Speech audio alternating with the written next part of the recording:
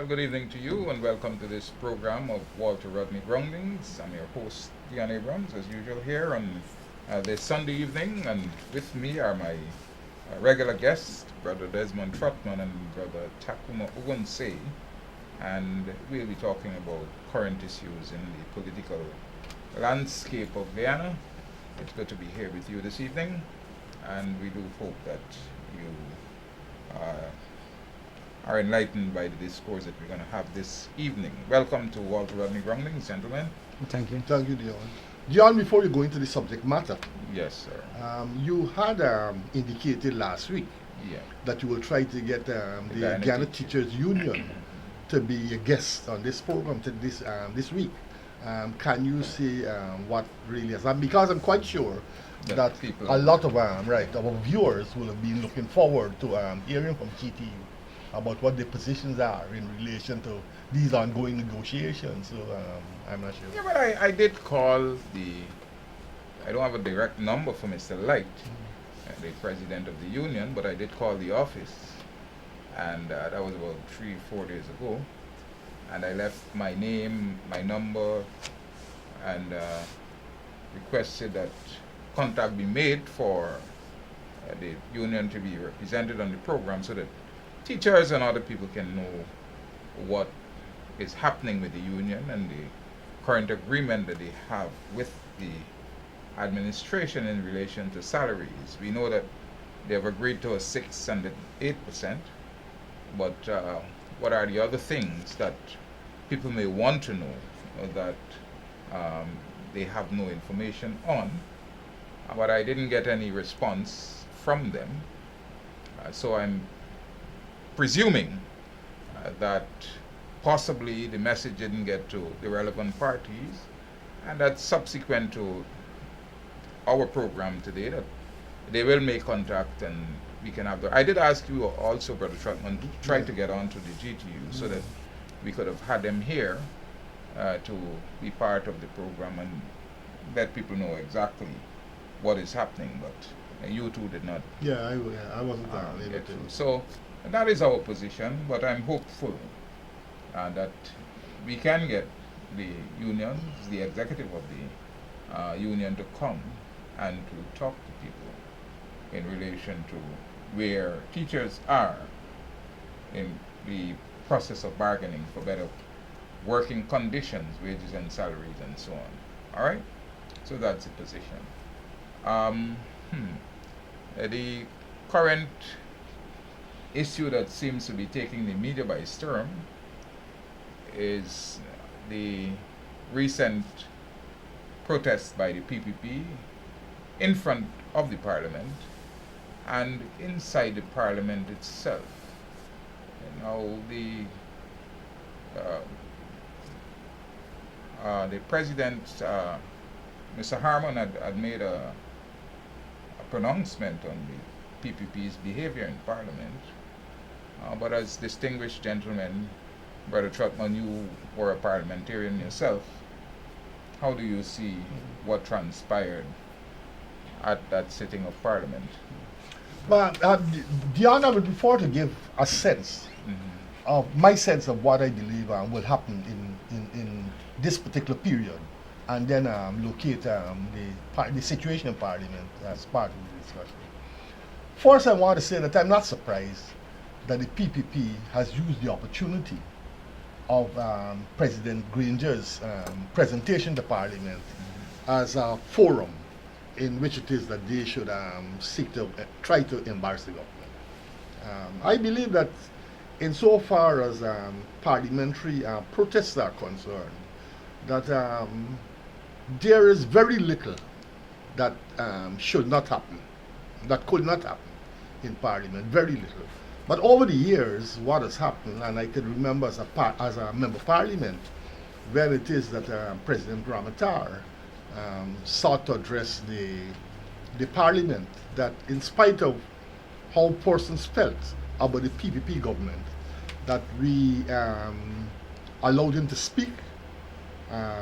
We afforded him all of the respect that is due to him as the president of the country. And I thought that he would have been grateful for the reception that he received. But I want to say that in Parliament there has been over time a lot of uproars. I remember once a PPP member of Parliament by the name of Mohammed Safi actually using the Parliament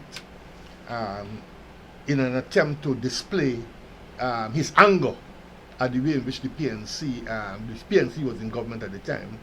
And what he did at that particular time was to hold on to the vicinity of his penis, and he said to Mr. Bonham, "Take this." So that the PPP is not known to respect the offices that people hold in government.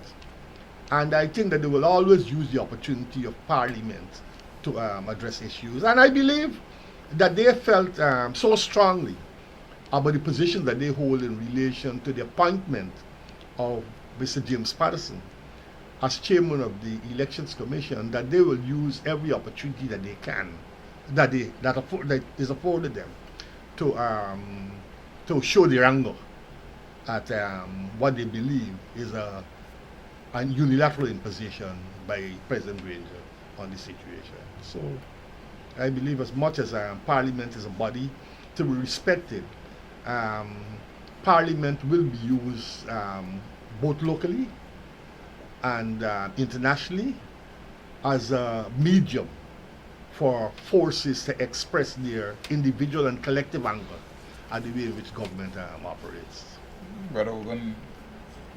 I want to start by saying I respect the right to protest, and I think that they had a right to go to the Parliament and to let the voice be heard. That is the democratic right, and as a government, we respect that right. The behavior in Parliament is subject to debate, but before I won't spend much time on it, and Trotty did, and Trotty is an ex-parliamentarian. He have much more knowledge about parliamentary conduct.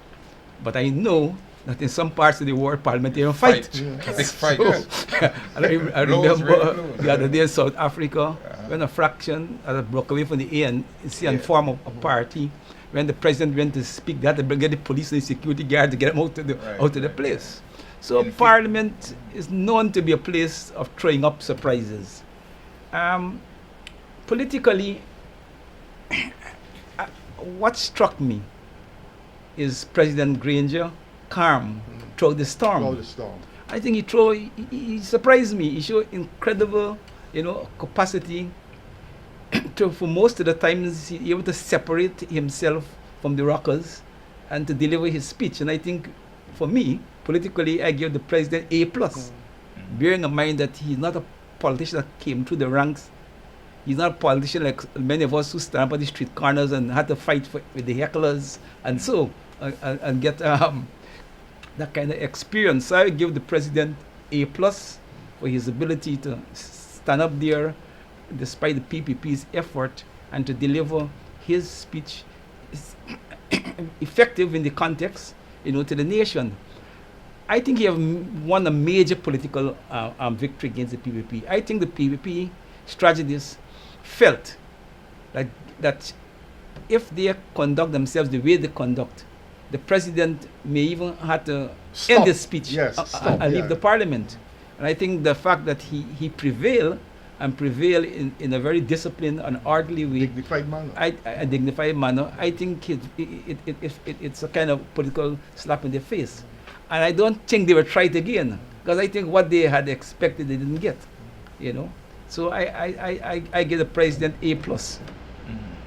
Yeah, and I think that's a very important point that Tukuma has raised, because I do believe that, like Tukuma did, that they felt when they started during the period of their they attempt to let mayhem reign, that the president would have walked away. But and in fact, there are reports in which it is that when it is that they seem to have run out of steam, that he kind of jumped and said, like the tired. so I thought that it was important. I believe that what we're going to see in the immediate future ahead is other areas of protest. And like Tacoma, I do believe that persons must be allowed to protest as they see fit. Um, I can remember when we were leaders in the People's Movement for Justice.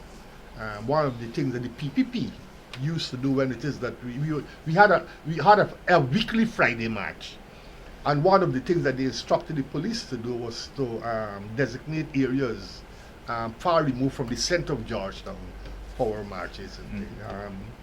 I don't know, maybe that is a consideration that the police may very well use if the PPP applies for marches. But I do believe that we're in a situation now, we're in a period now, when there's going to be a lot of protest demonstrations, and I hope that those protest demonstrations will not lead to any violent confrontation. But what does it say about, because we know that the PPP under their tenure, that people who protested came to severe blows, people were shot with rubber bullets, they bought a water cannon, and all kinds of things happened.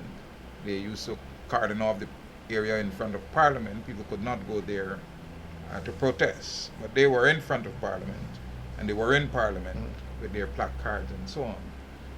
But yet they're crying about dictatorship and authoritarianism. How do those two things, how are they in any way suggesting the PPP's views that they're extolling in the public? To whom you want to go first? Basically, I think it is to our credit that we allow them, to exercise the democratic right, because in this struggle we have to distinguish ourselves from them so that it makes sense to people. Okay, as you remind people of the PPP excesses, they must see that the PPP is engaged in protest, and we handle it differently. And I think the president set a good example, and I hope the police and other people and our supporters will take the lead. You see, I think we have to accept the strategy that during the period there can be a number of provocative action by the PPP in the forms of protests. But I think we have to struggle with our constituency and the police and the security forces not to panic, okay, or not to overreact, because that will only help the PPP cause. And we have to, show them and the world what democracy really means in a real way, because these are the occasions when political leadership has a good opportunity to distinguish itself, okay, from the past, not only in terms of rhetoric, but demonstrate concrete difference between you and the other side. I'm in full support of OG's position, and that is why I said that perhaps one of the considerations that will be given to the future protest actions, if it is that they're conceptualized and actions are taken on them, is to ensure that the protests, if there are marches, that those marches take place in areas that will not necessarily lead to confrontation. And, but I do believe that persons must be able to exercise their right to protest. And as Tacoma said, that is important for this government to distinguish itself as being different from the others and ensure that the kind of violent response that the security used to bring to those protest demonstrations that were organized by the then political opposition are not brought to bear in this period. Yeah, well, we are hopeful that that will be the case, because we have struggled against the tyranny of the PPP. They always like to talk about, the tyranny of the PNC, and Jack Dio seems to always want to justify the killing of 400 odd persons, whether what he terms criminals or policemen or whoever, during the time that he was in power. And he wants us to say exactly who were the people that were killed, all right? But what he's running away from is that under that period of his stewardship, that what was established was a criminal enterprise. And the part of the process of, eliminating persons in that enterprise, that victims were created, whether from the police, whether from people who were associated in some way with the criminal enterprise, and he seems not to be getting that far, right? But he's saying that we're blanketing 400 odd persons without, establishing who they were and how they were. But you see, Practical kills. you see, that is part of the fallacy of his arguments, and it's deliberate, because we produced a document, Yes. a dossier, which identifies the more than 400 persons, the names of the more than 400 persons who were killed in that period. So he has the information at his disposal, and so that he can't pretend that the information doesn't exist. Well, hopefully, people are not as foolish as he does think. I think one of the yes, brother. But Jagdia can't not accept responsibility Yeah. for the person, because it is under his stewardship that these people were killed extrajudicially, and that's an indictment to any government. It happened to be under his watch, and he has to be accountable. And more so, he entered into a criminal alliance with drug lords, Roger Khan and company, to engage in execution, of Guyanese citizens, whether you call it to fight the war against crime or what. It is the first time in the history of this country that the state, at the highest level, not just the police, the president himself Sat down in the company of drug lords and identified persons to be executed. Yeah. That these are matters for the criminal court, international criminal court. So Jagdio can only dance and keep it nice simply because we allow him to do it. Yeah. And that's one of the problems I got with this government. So we're fighting Jagdio upon issues, to me, that is, in terms of the seriousness, some of the issues we fighting Jagdio with is minor matter to other issues that we should deal with this man, deal with the man, And Dion, to take the point that OG has made a little further, the indictment against Jagdio and his government exists in the evidence given at the Roger Khan trial, Yeah.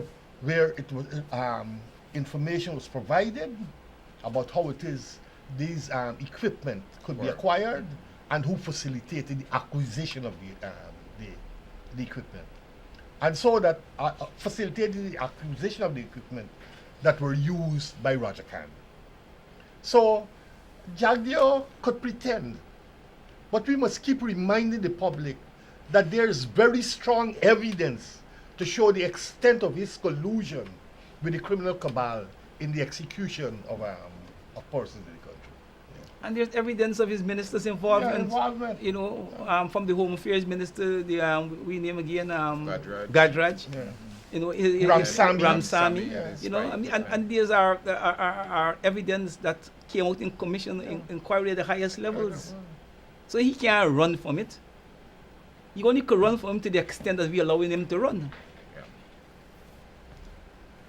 Well, we need to keep it in the air and remind people of that period that, the 400 odd persons who were killed, were in some way connected to the fact that what was happening is that the PPP did establish a cartel connection, and that cartel in some significant way was trying to establish itself and to eliminate others who were in the business.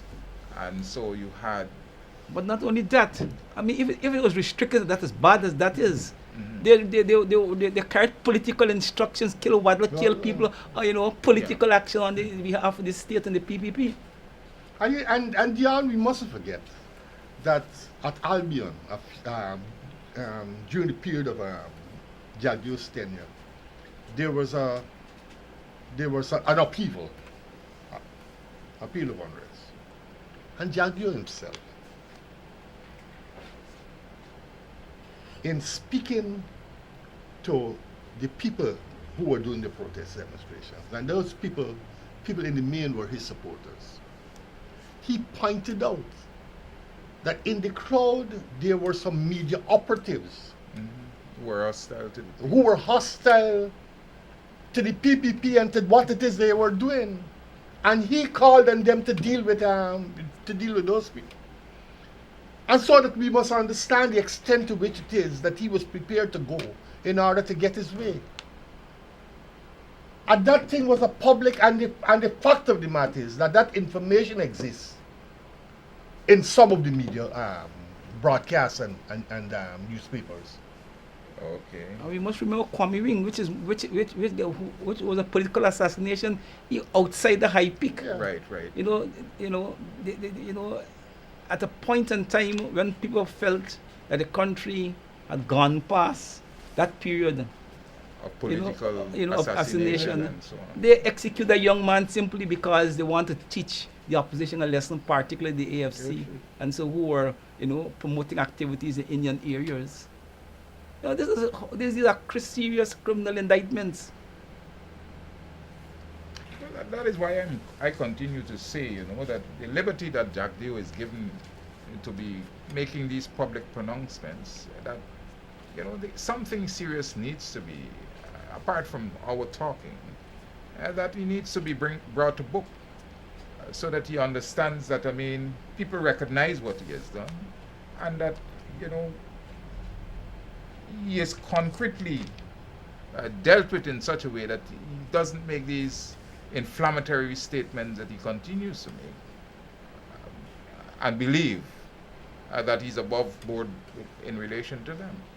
Right? But we're not taking that step, and we're not moving in that direction, and so he believes that all is well for him to continue on his merry way, and he's not going to change until something happens to make him understand that, look, you're not really the person to be speaking like that, right? And that has to happen. Anyhow, I see people having a ball on Facebook and so on, which Jack Dio on his placard. We don't want to. You don't want to go down that road, but that is an indictment on the president for dividing the nation. You say can't spend it. Okay, I hope he can live that one down. Anyhow, I want to, barring Jack Dio, we will have to continue to deal with him as he raises his head. But I noted that the First Lady is in the media talking. This thing has been going on for some time, but I don't know why people are so gullible and susceptible to being robbed of their hard-earned money. But First Lady Sandra Granger is appealing to the nation that anyone who calls them up to say that it's the First Lady and that she's offering scholarships and that they must pay monies up front to facilitate the processing of the documents and so on for these scholarships, that really it's not the First Lady, and she is not offering, she nor her husband has anything to do with scholarships. I mean, for the length of time that this thing has been in the media, it's amazing that we are still hearing that people are being duped into giving over money. I've heard a figure like one person paying $90,000. I mean, they could have taken the money and sent the child to an institution,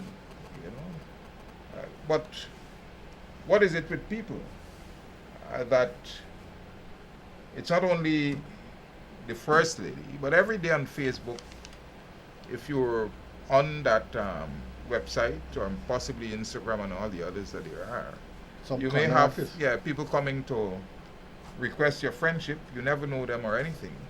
They put up photographs there, which obviously are false, and then they tell you that you won some lottery or something, right?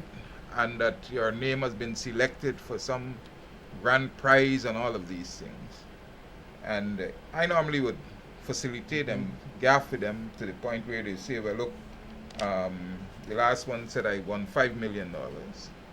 So I said, he asked whether I have Western Unions near to me so that the money can be delivered right to my door. I said, yes, man, there are millions of Western Unions right in my street. So I just have to walk across the road and so on. So he said, well, look, you have to pay $2,000 to process. Yeah, so you won US. Yeah, so 5 million US, you pay $2,000, and you're sending it to them through to some account somewhere, all right?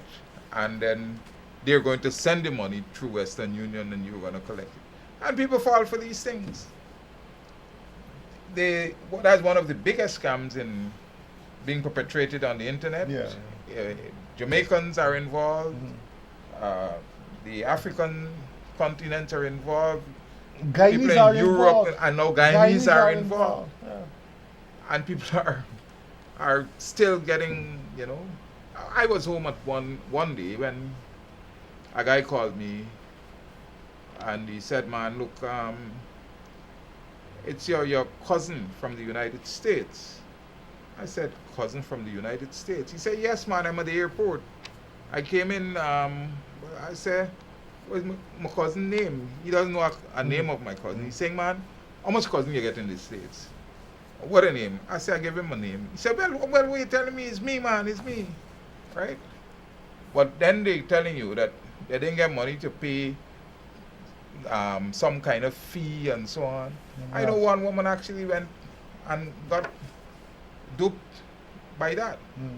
There are other scams where they tell you that your relatives have sent barrels of stuff for you and so on.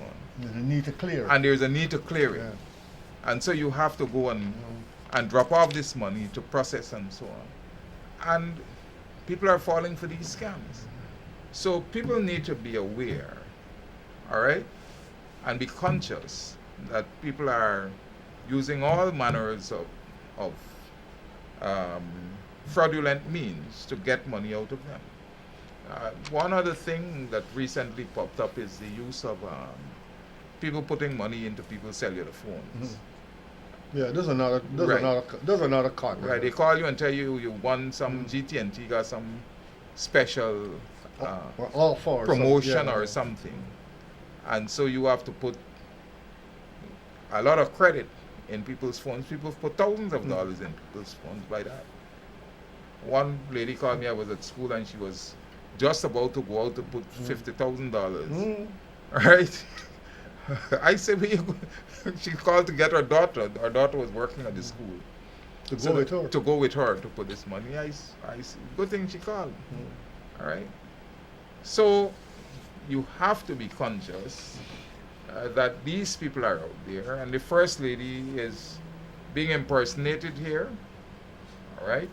And like she said, the thing started in the interior, but now the people are all over the place, duping people into believing that the First Lady is offering scholarships and other means of...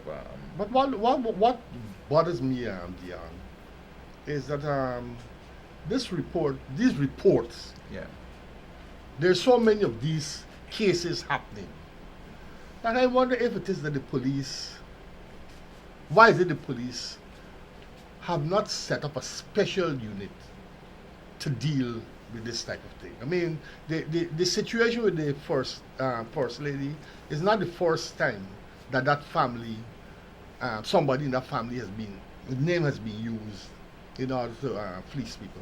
Look at the issue in Buxton, your village, with that well-known criminal who has been posing as a member of staff of the office of the presidency. Yes. He has been selling lands to people. He, in collaboration with another person, well known to the police, have been selling lands left, right, and center, lands that they don't own. Yes, certainly. They're now giving people leases, which the Lands Surveys Commission know nothing about. And the thing is that these reports are being made to the police, and nothing is and happening. nothing is being done. Nothing is being done. What is really happening? In fact, I am so mad about that situation because I know that the moves were made to remove the guy from the government building that he was occupying. He was removed. He was removed. And he moved himself back into the building. And he's still there. Yeah, and he's still to there. the extent that he has repaired begun to repair the building. Right? And nothing is being done to get him out again. The other person who works with him, who was once a member of a cooperative society, suddenly claims to own large swaths of land. People's lands, proprietors' lands that are entitled lands by Boxonians. Selling the lands left, right, and center to persons. And nothing is being done about these things. What's really happening? It's disgusting. I mean, steps need to be taken to lock up those Lock people. up things. In the case of the man in Boxland, I remember we went to Vigilance Police Station. And here is on the question of the eviction. We went to Vigilance Police Station and we sought to get some help in order to get the man out of the premises. They said that they could not. They weren't empowered by the law to act in relation to that matter. Anyhow, steps were taken to remove the man. And the man went back as if he was the man was as helped, if he's helped by the other guy that you talked about. They were the ones who actually broke down the door and put him back in there. Yeah, this thing is ridiculous, man. And these people are allowed to get away, with these things. Evidence that you can't deal with these petty criminals. How can you deal with these big criminals? And they too are using the president's name. Yeah. They too are using the president. What they did, they wrote the president a letter. And he probably responded. He responded saying that I acknowledge receipt of your letter. And they are using this now to say that the president recognizes them as an existing body. All the president said is that I acknowledge receipt of your letter. And they're so, I mean, you're dealing with ignorant people, right? People who really don't have much education and so on. So they believe that because the president responded, he has given some legitimacy to their existence. You understand? They don't understand what a simple acknowledgement of a letter means, that it doesn't put you in the realm of saying that, well, look, you are legitimate, that you have a right to do what you're doing, and so on. And so when they go to people who they're making these offers to, they just throw these letters in their face. Look, the president, has given us the authority and all of these things, and they tell people a lot of lies, right? But these things just show the extent to which it is that people are gullible in this society. Well, that is it. And that there could be a fleece, because even in spite of the fact that you have all of these warnings, the visa scams, people pretending, that they could get visas for you. Well, it is that the United States embassy will publicly say that the only people who can provide you with visas are, or else there's a process, and but still people continue to give a third party big money, not little money, big money. I think we are reaping the consequences of the 23 years of the PAP rule. Yes. The level of corruption, they have made corruption a way of life in the country. And people are so embroiled in this corruption at all levels of the society. It's become like a way of life. Yeah. And I think that we're reaping, that's what we face with today. Trotty had made the point in relationship to the First Lady's matter that the police should really take action. I think even if they can't set up a unit, a sting operation, to catch these people. I don't understand. I'm just hoping that the COI into the alleged assassination of the president and the recommendations that came out of that committee will be acted swiftly so that we will have a kind of reconfiguration of the police force, because this is the matter in Boxer they would like to discuss it, because it's so worrying. This matter, have reached to the very highest levels, the office of the president itself. And I can't keep see, banging at them all the time, and and I nothing is know being government agencies, was involved in this matter. including the region. And I can't see how this man could prevail against the might of the entire state. So, and the police were really requested to give help. I really don't. It's amazing. I agree with Kuma. This thing, look, these scams are so widespread that you wonder, and that's why I wonder about the reasons why it is they don't set up a youth. Because there's so many scams taking place all at the same time that you need to have a special group which is dedicated to deal with those things. There's people selling lands, claiming that they got the authority of the CHMPA to sell these lands, and they have no such authority. The things that you talk about, the thing in Buxton, the Forest Ladies matter, and all of these things require urgent police attention. You could only minimize these things when it is that you have action taken against the perpetrator. And I'm quite sure that some of the people are well known. Yeah, certainly. Some of these people are well known. And some of them can be easily found. Easily found. Because they're using cell phones and so on. They're using to transfer the money, they're using mobile money. So what's so difficult about finding these people? It seems to me like the police sees no urgency in dealing with these matters. And I do believe that if you can't deal with small matters, you have great difficulty in dealing with big ones. Yeah, it's really a sickening thing. It's an indictment that needs to be dealt with. The Buxton situation is particularly worrying to me because the lands belong to people. Their foreparents, gave them those lands. Those lands were bought and given to their foreparents. Buxton is not a village that came out of the blue. People paid for the village, and the lands were subdivided. So the children of the ancestors are the beneficiaries. Now, to have one man or a set of them come and decide that they're going to take people's lands and give it to other people, it's really upsetting, and it's absurd.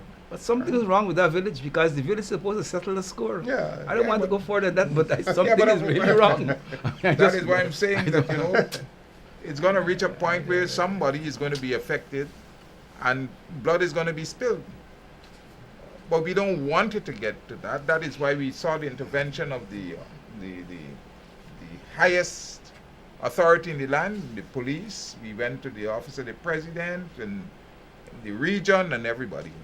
And to tell you, this guy has spread so wide that people in BV now are producing fake documents for lands and possibly Pleasance and all of that. You mean on the basis of those documents being presented, that you have, I believe that you have evidence to move against these people and you're doing nothing? Yeah. And see, and sometimes here it is, these are some of the instances that people used to say that the police, I'm not saying that this is the case, but these are some of the instances which people used to say that the police are in collusion with some of these criminal elements. Because, these things are too widespread and happening with so much regularity that you must know some of the people involved. And that is why it is that you got to take action against them. But it emboldens others. Others, yeah. Because currently I have to deal with another situation of squatting, and these people are squatting right where the three-door coca is,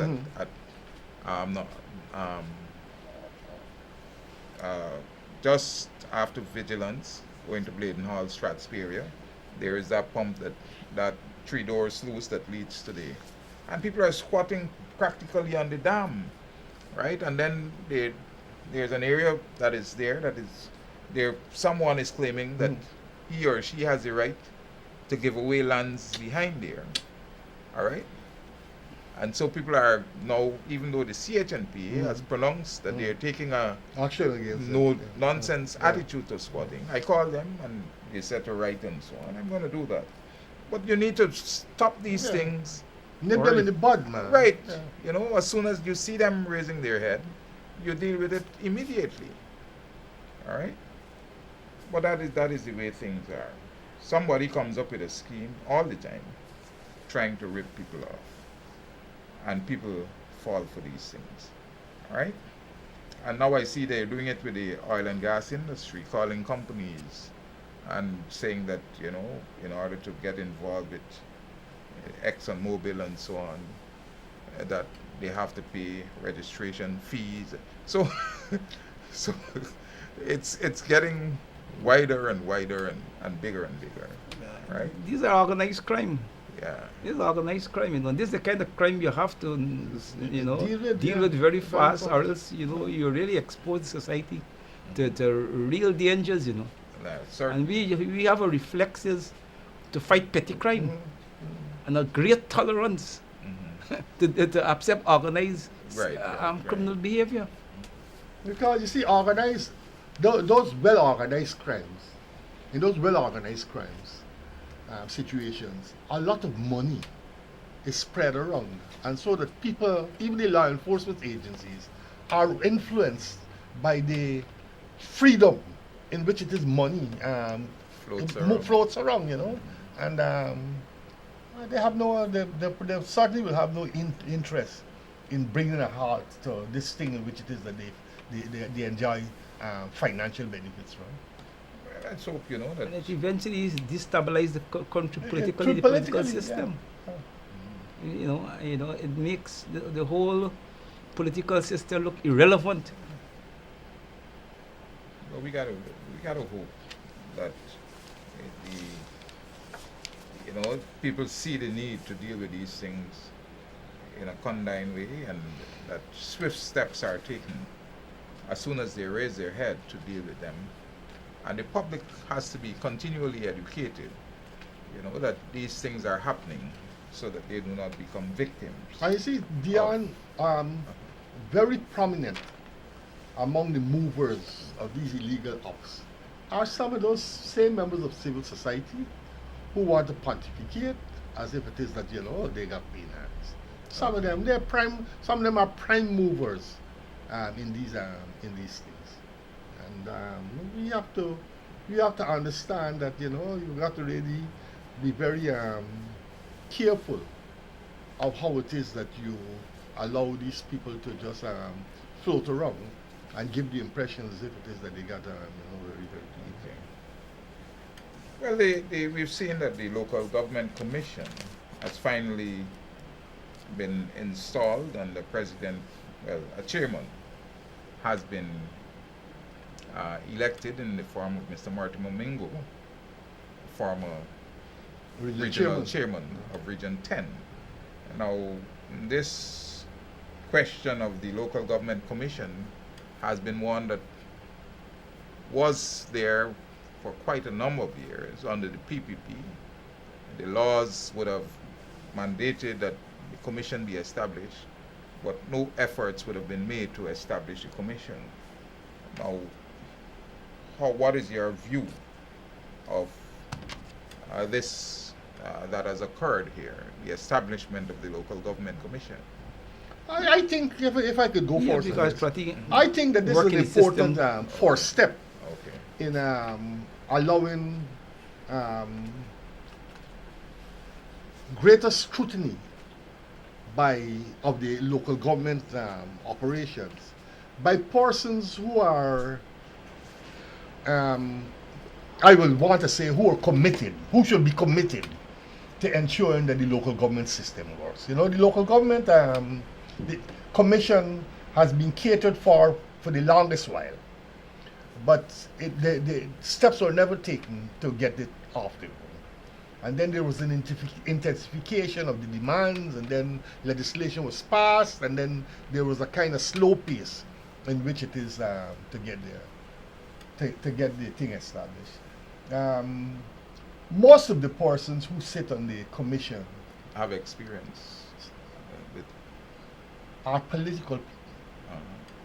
And I would have preferred to see persons who are less politically aligned dealing with the commission, because I think that there will be a greater urgency to deal with matters in a more in a much freer um, climate. But I would hope that all of the persons who are not members of the commission, notwithstanding the fact that they're politically, you know, they are political, they're members of political parties, I'll put it like that, they're members of political parties, will act within the framework of the law to ensure that the local government system works in keeping with what the expectations of the people are and what the law demands. And so that I'm optimistic. I'm somewhat optimistic that the local government system has now been pushed somewhat forward as a result of the establishment of the commission. Well, it's a commitment that the APMU plus AFC coalition give to the country, and I'm glad that at least they deliver. As Tratis point out, it's a bit unfortunate that it reproduces the political reality in the local government theater in the country. But I think it's an important step. I hope that they will work in a way that enhance the local government system and to allow the people to feel that there's something worthwhile in the system, because there have been a kind of disconnect between the masses and the system.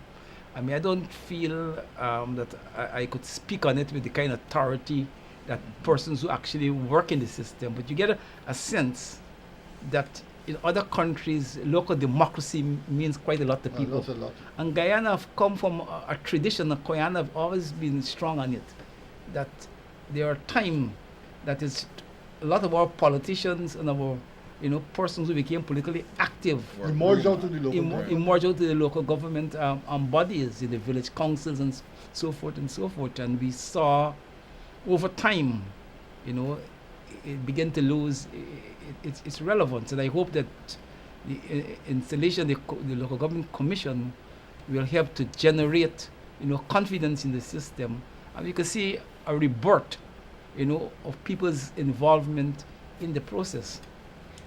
I particularly want to focus a little on the point that Trotty made, that it is somewhat regrettable that the commission reflects politically what is happening in the macro sphere of the country.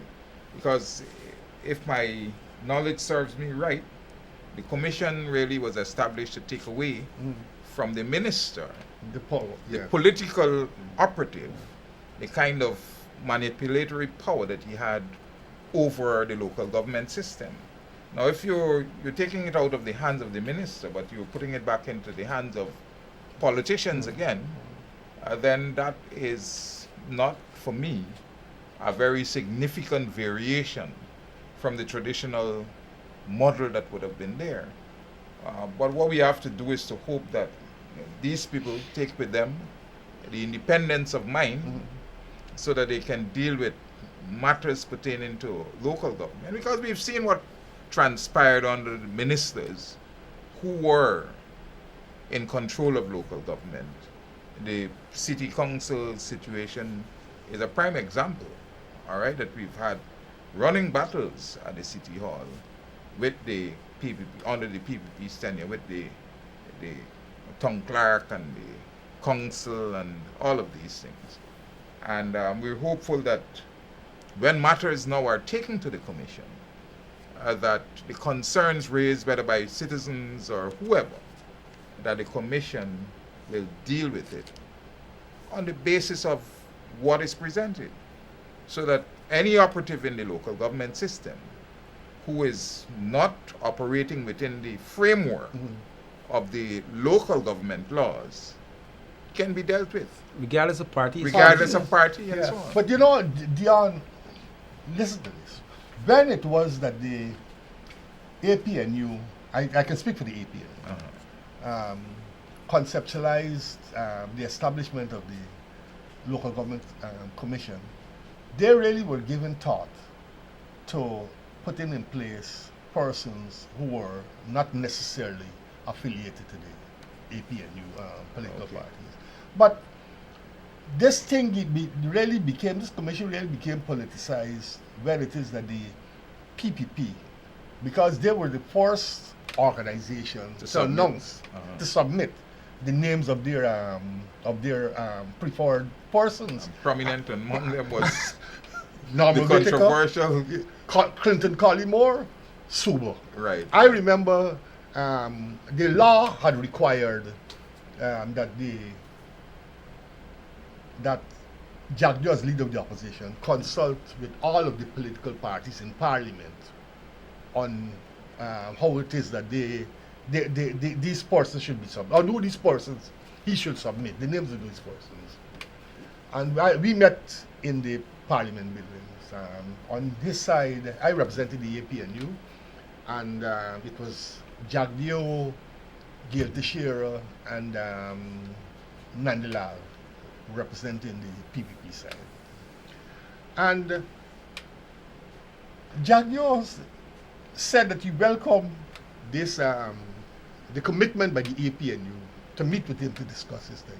And he said that, look, I'm meeting because the law requires me to consult. But I want you to know that we have our own representatives, and it doesn't mean that because you will put forward names that those no, you're taking me down a road there that those persons. This is Very interesting position. That is his position. So he named. no try to gotta go that again, man. He named his preferred. Okay, we met. Okay. And he said that he welcomed the fact that the APNU has sent a representative to meet with them. All right. And he said that this meeting was taking place in keeping with the requirements Of the law. Because he's required to consult. But he said that not because that we consulted that your candidates will be accepted as the candidates we go for. He said, I already have my own list of candidates, and he named them. So you get where I'm going with that? So that the situation is that he was committed, Okay. the PPP was committed to politicizing. to politicizing the commission. And even if it is that he had asked me to name our candidate, I said that we were consulting, and that the General Secretary will give you the names of those persons. But I do know that the APNU were thinking about persons who are not necessarily Political. persons. But because they went ahead and they named political persons, I think they forced the coalition to follow suit and to come up. So we can say that the current embroglio between the president Now you and mean on the Jack- GCOM? the GCOM see thing that? is that the man had Yeah. not because you're consulting. The man said it. He said not because I'm consulting with you that I am compelled to accept your name. Consultation doesn't mean No. agreement. Well, so You make it very clear. well, that's why he submitted the list for the Going GCOM through- chairman that he submitted, that he has his preferred, you know.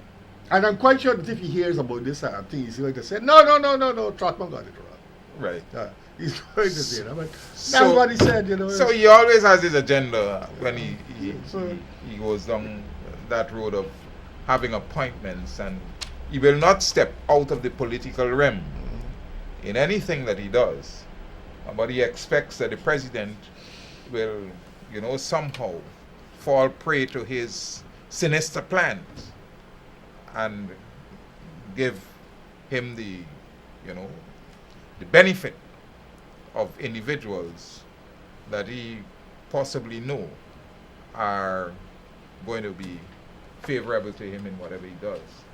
So, I mean, I'm glad that you raised that, Brother Trotman. But nonetheless, the commission is in place. Yeah. And with Mr. Mingo there, we have a very experienced Clement Corlett and people who are experienced in the local government. Experience matching experience. Right. On both sides of the divide, you have some Right.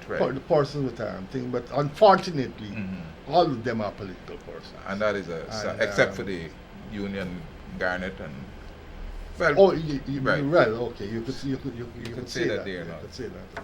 Right. So that, but I hope that this, like everybody, like all of us here, I'm hoping that the commission actually acts in such a way that that people's confidence in the thing will be, re-engineered, be reinvigorated, and that we could have more persons getting involved at the local level in the local government operations. And yeah, it's important that happens because in many respects the system itself needs a lot of reform. Yeah. It's not functioning to the best that it can be, and that is because of the very political nature of many of the operatives within the system. And if the commission can be independent and strive to, give the kind of guidance to the system that it needs and institute what the law says in relation to the operations of those councils, and I think a lot more will be achieved by those councils, and I'm hopeful that will take place so that the people at the end of the day will benefit. Can be the beneficiaries. All right, but time has caught up with us. I'm happy to have had you gentlemen on the program, and I'm hopeful that the people out there, once you have issues, you can always call in and have raised them with us. You know that we're always willing to raise issues with you and let the public know what is happening. You see, a church is locked out of the premises in New Amsterdam. Well, but according to the city council there, they said that the church is established in a non-commercial area.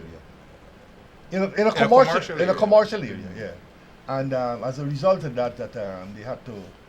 But the church is also big business. Well, that's what I'm saying. And I understand that these guys have been fetching our there are very monies. few organizations that have greater commercial attraction than the church. And I wonder if it is that they violated anything. I understand that a lot of monies are being fetched out of the country by this particular organization. Because it's not even a local church. And, well, let's hope. So I'm not in sympathy with them on this matter in any way. All right? Because you go down Regent Street, and at one point they were on the streets actually dragging people to go into the Strand Cinema. And people began protesting, and it became a public issue. And you can't go in there for a prayer without payment. Why do you have to pay to be prayed for? It's commercial business, man. It's commercial activities, big business, brother, man. Yeah. I mean, every time I think about getting rich, I think about opening a church. Yeah, do so, man. Conditions will change dramatically, man. Gentlemen, to you folks out there, it's been a pleasure being with you. I look forward to being with you next week, same time, same channel, for another program of Walter Rodney Groundings. Do have a good night, and see you next week.